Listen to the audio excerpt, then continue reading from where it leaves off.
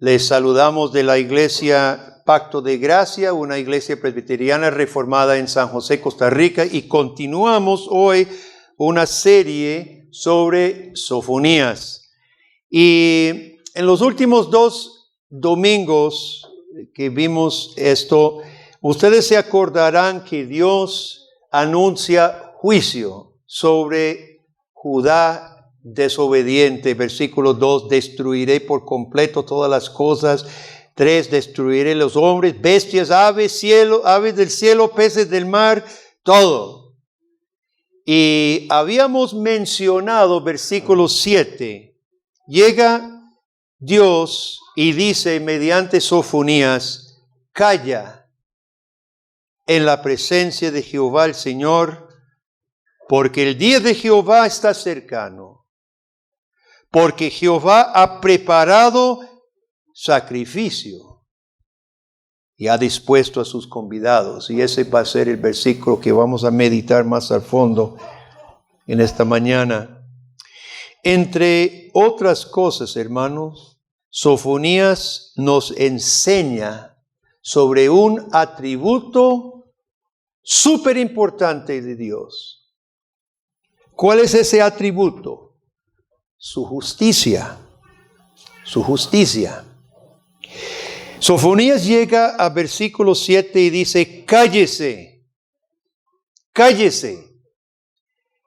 Cuando a veces en la casa los papás están ahí, los niños están corriendo y están haciendo desastres y no están poniendo atención y tal vez papá o mamá le dijo algo y no pusieron atención. Finalmente, ¿qué hace papá o mamá? ¿Qué dice finalmente? Bien vehementemente: ¡cállense! Bueno, este es este tipo de cállese, solamente más duro todavía. ¿Durante cuánto tiempo habló Dios a su pueblo? ¿Durante cuánto tiempo? Más o menos, ¿qué es la fecha de Sofonías? No está Kendall para hacerle la pregunta, que es nuestro historiador, ¿verdad? Más o menos, ¿qué es la fecha en que escribe Sofonías? A mediados de los 600. ¿Y cuando empezó Dios a hablar concretamente con palabra a Moisés? 1500. Hagan matemática ustedes. Bueno, 900 años, 850 años. Le voy a leer una lista de los profetas que encontramos por nombre, porque hay otros, varón de Dios, que no se menciona y seguramente ni tengo todos los nombres, pero escuche, durante 800 años, las personas que Dios mandó para declarar su verdad, su voluntad a su pueblo, empezando por Moisés. No sé si quiere apuntar. Bueno, basta la grabación, porque dudo que vaya a poder tan rápido. Empezando por Moisés, siguieron algunos de los jueces, pero no eran profetas realmente. Siguió Samuel, siguió Gad, en 1 de Samuel 22:5. Natán, 2 de Samuel 7:2, Semaías al rey Roboam en 1 de Reyes 12:22, Benaía, 1 de Reyes 1:10, Elías y Eliseo en los libros de Reyes, los hijos de los profetas que también profetizaban junto con ellos, Ido el vidente, 2 de Crónicas 13:22, Azarías en 2 de Crónicas 15:81, Jehú el vidente en 2 de Crónicas 19:2, Gad y Natán, otro Gad y otro Natán, en 2 de Crónicas 29:25, Jedutún el vidente en 2 de Crónicas 35:15, y los que escribieron la voluntad de Dios: Isaías, Oseas, Joel, Amós, Abdías, Miqueas, Nahum, Habacuc, todos ellos antes de llegar Sofonías. ¿Y qué pasó? A pesar, mire, Israel nunca estaba sin profeta, nunca. Pero siguió hablando sus propias palabras. Siguió oyendo lo que quería oír y siguió haciendo lo que le daba la gana. Entonces, cállese, ya es el cállese de castigo. E interesante, Habacuc, que profetiza en la misma época, Habacuc creo que es 2, ¿qué es Habacuc? Dice lo mismo, 2:20, en Habacuc 2:20, anuncia juicio, va a traer los caldeos sobre Jerusalén, cosa que espanta a Habacuc, y le pregunta a Dios cómo va a hacer eso, y Dios responde, mas Jehová está en su santo templo, cállese delante de él toda la tierra. Qué curioso, hermanos, que los dos profetas que anuncian juicio son los dos preexilios finales. Después de Habacuc y Sofonías vienen los babilonios. Y los dos dicen, cállense, cállense. Como no querían callar para oír a Dios, Dios iba a hacer un silencio santo, porque no iba a haber ni hombre, ni bestia, ni ave en Jerusalén. Me puse a pensar en esto de ruido. Usted sabe que los hombres como raza hacemos mucha bulla, ¿verdad? Hacemos mucha bulla. Es más, vivir requiere bulla. Carros, fábricas, imprentas. La imprenta hace una bulla bellísima. El motor que gira, el papel, clac, clac, clac, ¿verdad? Hay ruidos necesarios y bellísimos. Viera la bulla que hacían las mujeres ayer en su fiesta de las hermanas. Sí, bárbaro, estaban felices tras niños y mujeres y bien bonito. Los hombres hicimos un poquito de ruido, no tanto, somos muy calmados y formales, ¿verdad, hombres? Y en las fiestas hacemos bulla también. Ahora, la pregunta es esta: ¿quiénes son los que tienen la autoridad? ¿Quiénes son los únicos que tienen la autoridad de decir silencio y que se le tiene que obedecer? ¿Quiénes son? A lo largo de la historia, ¿quiénes han sido los únicos con la potestad de decir silencio y se tiene que callar? ¿Quiénes? Bueno, antiguamente los reyes. Los presidentes ya no tienen la autoridad ni el respeto que deberían tener. Un presidente hoy dice silencio y nadie sacan memes. Pero el rey, como estaba el soldado con la lanza y la espada a su par, el rey podía decir silencio y se callaba o lo callaban.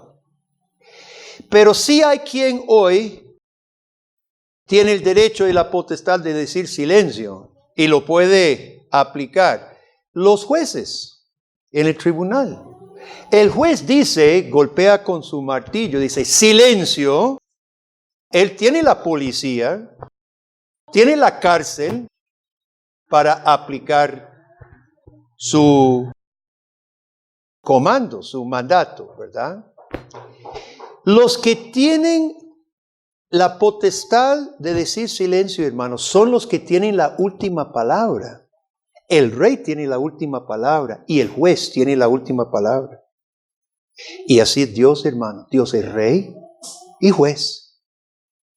Él tendrá la última palabra. Y cuando Dios dice silencio, o hacemos silencio voluntariamente o Él hará silencio. Fíjese cómo se le dice en versículo 7. Nosotros lo leemos Jehová el Señor y para nosotros es muy común. Pero el original es Adonai Yahvé. Adonai es el término para Señor. Los israelitas le decían Baal, su Adonai, su Señor. Pero Dios se llama a sí mismo Yahvé, que es el Dios de Israel. Yahvé, Adonai. Yo soy el Señor, no Baal. Y el que va a hacer silencio aquí, silencio santo, voy a ser yo, dice Dios. La siguiente cláusula en este versículo nos debe hacer temblar, hermanos. Dice, porque Jehová ha preparado sacrificio. Como el pueblo de Dios no quería echar mano a las provisiones de Dios, los sacrificios que Dios estableció, ellos mismos serían el sacrificio. ¿Qué es todo el punto de Levítico? En Levítico se nos presenta el holocausto. ¿Se acuerda de la ceremonia para ofrecer el holocausto, hermano? Se traía el becerro. ¿Y qué debía hacer el israelita? Poner la mano sobre la cabeza, degollarlo, derramar su sangre, descuartizarlo y quemarlo. ¿Y qué era todo el punto? Que Dios estaba recibiendo un sacrificio sustitutivo por la pena, la culpa del ofrendante. Dios había dado sacrificio para poder reconciliarse con Dios. Y todo eso señalaba ¿a quién? A Jesucristo. Jesucristo fue a quien señalaba todos estos sacrificios. Cuando los israelitas, hermanos, no querían echar mano a la ceremonia que Dios había establecido representando su propio Hijo, ¿qué pasaría? Ellos mismos tendrían que recibir el castigo por su propia culpa. Como no quería que Dios expiara su culpa, entonces recibirían ellos en cuerpo, en carne propia, el castigo de Dios. El concepto de sacrificio resalta justicia, siempre. El concepto de sacrificio resalta la justicia de Dios. Israel ahora se enfrentaría al Dios justo. Como Dios es paciente, los hombres creen que Dios se olvida. ¿Se acuerda lo que decían en versículo 12, al puro final de versículo 12? Dios no hará ni bien ni mal.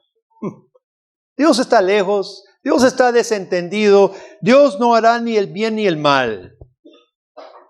Pero al contrario, hermano, Dios es paciente, espera que procedamos al arrepentimiento. Pero ¿qué pasa entre más tiempo pasa? Más bien amontonamos culpa.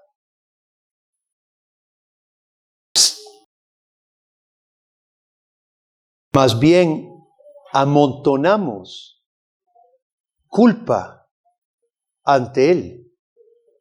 No es que Dios olvide. Si Dios es perfecto y Dios es justo, ¿qué quiere decir? Dios es perfectamente justo. Perfectamente justo. Y la justicia, inclusive entre los no creyentes, entienden que la justicia requiere sacrificio. Los mayas sacrificaban seres humanos. Porque como que entendemos, los humanos hemos violado la justicia de los dioses, hay que sacrificar un ser humano. Los aztecas, yo he subido la pirámide de Sol, que es bien grande en la Ciudad de México, y cuentan una atrocidad terrible de lo que los aztecas hacían. Muchas veces conquistaban, el dios estaba enojado, no mandaba lluvia, o había plaga, enfermedad. Conquistaban un pueblo, llevaba 100 personas a trepar la pirámide. Y dice que los sacerdotes aztecas sacaban el corazón. Dice que casi como un poder, yo no sé si los españoles lo presenciaron o quién relata esto, pero metían la mano en el pecho y sacaba el corazón latiendo y lo ofrecía a su Dios y rodaba el cadáver para abajo. Y lo hacía por docenas y docenas de personas, sacrificio humano. En Ecuador yo presencié una fosa, un pozo, donde encontraron huesos de adolescentes, sospechan de que sacrificaban vírgenes a su Dios.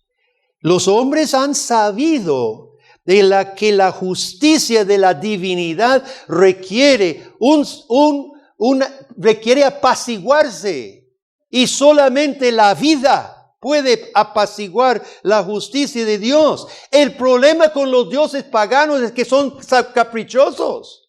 Nunca se sabe cuántos sacrificios se necesita y cuándo y dónde. Pero Dios, hermano, Dios es perfectamente justo. Y Él dijo lo que requería. Y ni así los israelitas querían echar mano a lo que había dispuesto. Entonces dice Dios en la siguiente línea, Él ha dispuesto a sus convidados. Y escuche bien el término que se utiliza para dispuesto. Es santificado. Está hablando de los babilonios. Dice, Dios ha santificado. Obviamente Dios no lo había salvado. Esto no es una santificación espiritual. Quiere decir que Dios había consagrado a los babilonios para una tarea. Los había apartado especialmente. Habacuc dice, o Dios le dice en Habacuc, no se preocupe, como ellos van a hacer lo que yo los mando a hacer y van a darle la gloria a su propio Dios, porque eso es lo que le hicieron los babilonios, dieron la gloria a su propio Dios, dice Dios, yo veré con ellos, no se preocupe. Pero Dios consagra a los babilonios. ¿Y cuál sería el resultado? Lea conmigo versículo 14 en adelante, dice así, cercano está el día grande de Jehová. Esto va a ser el fruto cuando llegan los babilonios, hermano. Cercano y muy próximo. Es amarga la voz. El llanto ese día fue amargo del día de Jehová. Gritará allí aún el valiente. Día de ira aquel día de angustia, día de aprieto, día de alboroto y de asolamiento, día de tiniebla, de oscuridad, día nublado, de entenebrecimiento, día de trompeta de algazara. Trompeta de algazara es cuando montan el sitio contra la ciudad. Trompeta anuncia el sitio, ya van adelante, ya han tumbado la pared, ya han hecho el hueco en la muralla. Entonces, trompeta suena y algazara es el grito de ataque. Trompeta y de algazara sobre las ciudades fortificadas y sobre las altas torres. Y atribularé a los hombres y andarán como ciegos. ¿Por qué? ¿Por qué? Porque pecaron contra Jehová. Y la sangre de ellos será derramada como polvo y su carne como estiércol. Cuando Dios santifica algo, querido amigo, no es una metáfora. Cuando Dios santifica algo, no es poético. Esto no es una figura del lenguaje poética. No, mi hermano. Cuando Dios consagró el tabernáculo en Éxodo 29:43, dice, ahí me reuniré con los hijos de Israel. El lugar será santificado con mi gloria. ¿Y qué pasó sobre el tabernáculo? ¿Se acuerda cómo Dios santificó el tabernáculo? Bajó la gloria y reposó dentro del tabernáculo sobre el arca. Ahora, ¿qué pasaba si los sacerdotes no vestían la ropa correcta? Morían. ¿Qué pasó en Levítico capítulo 10 cuando Nadab y Abiú, hijos de Aarón, sacerdotes, no tomaron el fuego sobre el altar que Dios había encendido y cogieron fuego, dice la Biblia, fuego extraño, y lo ofrecieron en su incensario? ¿Qué les pasó? Salió fuego de Dios. Salió fuego de Dios y los mató en el lugar. Salió fuego de delante de Jehová, los quemó y murieron delante de Jehová. Entonces dijo Moisés a Aarón, escuchen, esto es lo que habló Jehová diciendo, en los que a mí se acercan, me santificaré. Mire, hermanos, cuando Dios se santifica o Dios santifica algo, no es cuento. En los que se acercan me santificaré y en presencia de todo el pueblo seré glorificado. Y Aarón cayó, no se le permitió llorar sus hijos, la muerte de sus hijos. En Ezequiel 28:22 dice Dios que Él se santificará en Sidón. Como Sidón no quería dar el lugar correcto a Dios, Dios tomaría su lugar, pero lo haría a través de castigar a Sidón. Ahora, hermanos, en Juan 17, busque Juan 17 conmigo, porque yo creo que a la luz de todo esto podemos comprender mejor la palabra de Cristo. En su última oración, Juan 17, Jesús está orando por sus discípulos. Él pronto se va, ¿verdad? Los va a dejar solos, por decirlo así. Va a regresar al cielo y está orando a Dios, a su Padre. Entonces Él pide a Dios, versículo 17, Juan 17, santifícalos en tu verdad. Oiga, que el contexto es santificación. Conságralos, apártalos. Santifícalos en tu verdad, tu palabra es verdad. Y vea los siguientes versículos. Como tú me enviaste al mundo, así yo los he enviado al mundo. Y por ellos yo me santifico a mí mismo, para que también ellos sean santificados en la verdad. Ponga atención, hermano. Jesucristo está orando por la santificación de sus discípulos. ¿Qué pasa si Dios se santifica en usted? Con base en todo lo que hemos leído. ¿Qué pasaría si Dios se santifica en usted? Siendo pecador, ¿qué pasa? Lo manda al infierno, así de sencillo. Si Dios se santifica en cualquiera de nosotros aquí presente, nos manda al infierno, porque eso es lo que merecemos. Pero vea lo que dice Jesucristo. Yo me santifico por ellos. Ve qué clave, hermano. Aquí Jesucristo va a recibir lo que nosotros merecemos. El Dios santo del cielo, el Dios justo del cielo, deberá castigar las ofensas con muerte. Y dice Jesucristo, yo los estoy enviando, van a ser mis discípulos, van a hacer mi obra en el mundo, pero primero es necesario que algo pase. Yo me santifico por ellos. Jesucristo toma nuestro lugar en la cruz del Calvario, hermano.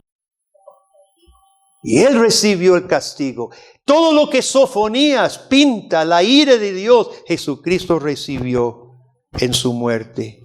Y en 1 Corintios, Pablo dice gloriosas palabras. 1 Corintios 1, del 28 en adelante, que Dios escogió lo vil del mundo, lo que no era, a fin de que nadie se jacte en su presencia, mas por Él estáis vosotros en Cristo Jesús. Oiga lo que es Cristo para el cristiano, el cual nos ha sido hecho por Dios sabiduría, justificación, santificación y redención, para que, como está escrito, el que se gloría, gloríese ¿en quién? En el Señor. Gloríese en el Señor. Gloria a Dios. En conclusión, primero, hay momentos en que el cristiano debe callar, especialmente para contemplar la justicia perfecta de Dios. ¿Ha cuestionado usted la justicia de Dios? ¿Ha cuestionado usted a Dios últimamente? Tanto Habacuc como Sofonías le instruyen al pueblo de Dios a callar y meditar mejor en el Dios que ha sido paciente con usted. Al Dios que no hace nada caprichosamente. al Dios que obra con perfecta justicia. Querido amigo, Dios no pide que le comprendamos, pero sí que confiemos en Él, que honremos a Él, que respetemos su justicia. En segundo lugar, tenga por seguro que Dios se santificará en este mundo. Dios tomará su lugar. Dios tomará el lugar de Dios justo y poderoso. El rebelde que se niega a recurrir a la provisión de la misericordia de Dios, tristemente, lamentablemente, a nosotros nos cuesta esto, hermano, pero la Biblia enseña, ellos mismos serán su propio holocausto. Y no será bonito ese día. Ya lo leímos en los versículos 14 al 17. Ellos son cuadro del día final. ¿Me escuchó? ¿Me escucharon? Yo quiero que toda persona escuchando este mensaje, si hay alguien que todavía está jugando con las cosas de Dios, que no ha tomado en serio que viene un día de juicio, hoy, reaccione. Dios es paciente esperando que procedamos al arrepentimiento. No perdamos esa oportunidad. Abrace a Cristo, venga a Cristo. Él fue el que se santificó por nosotros en la cruz de Calvario.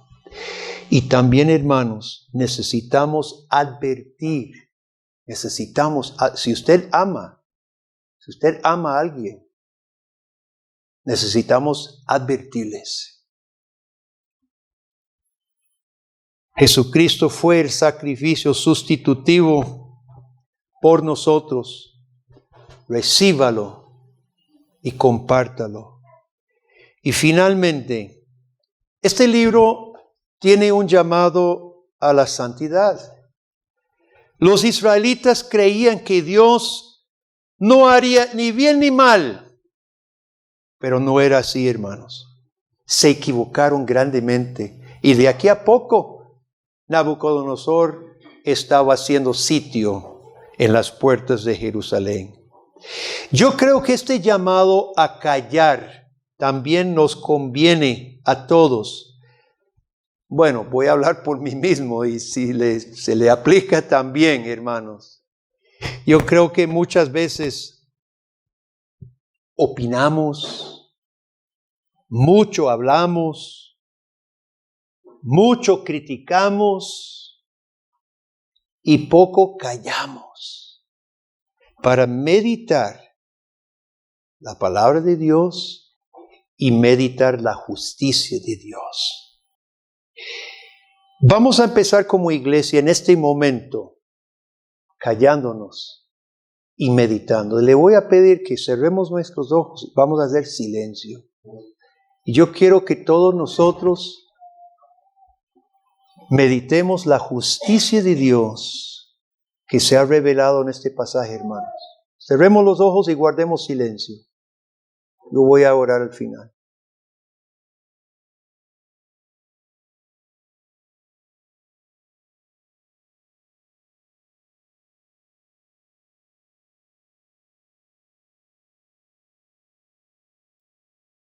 Padre Santo, Dios justo, he aquí tu pueblo en silencio, honrando tu justicia, reconociendo tu justicia y reconociendo nuestra propia injusticia, nuestras propias iniquidades. Gracias por el gran mensaje del Evangelio que Jesucristo no nos dejó en nuestra iniquidad, sino vino y Él se santificó por nosotros. Gracias, Señor Jesús. Y pedimos tu perdón cuando hemos cuestionado tu justicia, Señor. ¿Quiénes somos nosotros para cuestionar al Rey eterno, al juez justo? Oh Dios, perdónanos. Y ahora, Padre, rogamos de ti corazones sensibles y corazones humildes, para que tú seas el Dios justo y nosotros seamos tu pueblo obediente. En el único y glorioso nombre de Jesucristo, te alabamos y oramos. Amén.